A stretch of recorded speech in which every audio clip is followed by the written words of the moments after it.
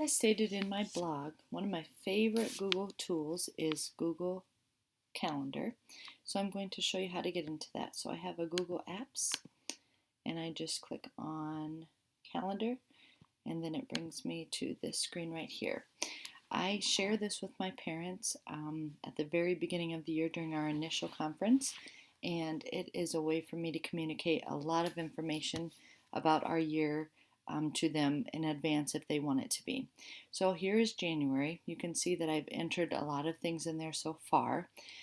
Things that I include in my calendar are letter of the week. You can see which letter of the week is that week, and then the name of the child who has signed up for letter snacks. And we have G letter snacks for that student, so Cole knows that he needs to bring letter snacks for that letter there. Other information we talk about, we have a workshop each week, so it tells the parents what workshop we're working on. And if you click on this little thing, they can also see our star student and our sight words for the week. So I typically do these all on Sunday since they are a week-long thing, and then parents can go in and see if they are needing to bring snacks that week or what we're learning about in school. They can just click on that 2 more. Sometimes there's 3 more things. We've added another unit that we did for our reading unit, which is transportation, so they know they can do that. Other things that are listed, you can see are like no school days, if there are early dismissal days, things like that, no school for a full day for an in-service. Things that are coming up are kind of in this bright red color. You can see that things that have already been passed are kind of that lighter color, they've been taken off there, but they can go ahead and toggle through and see all the different things, and I've done this for the whole year so that they can see all the different things. So some parents like to see when their letter of the week is, and it might not be till April, but then they can plan ahead if they need to bring anything for that week. We also might have parties coming up, so I've also put that information. But to do this, it's very easy.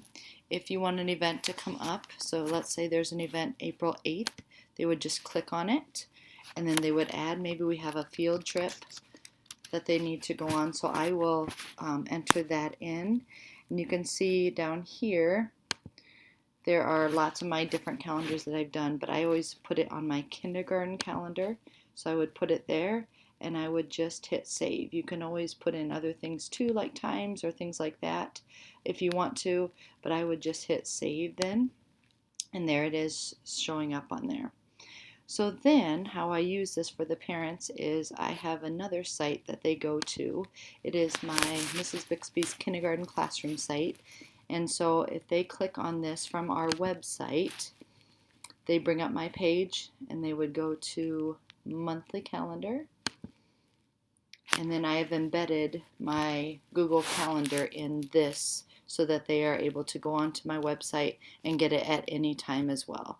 So you can see all the things for January. It looks the same on their end as it did mine as far as entering all the information, and they would just go through and see anything that we've added. And you can see that April 8th that I did add on the other sheet when I was editing my calendar has now come up on my website as well, so they're able to view that. So the time that I put it into my Google Calendar, and then it automatically embeds right into my calendar on my website that they will go to. So I feel like this is a very good tool, and the parents really appreciate being able to find out information on here.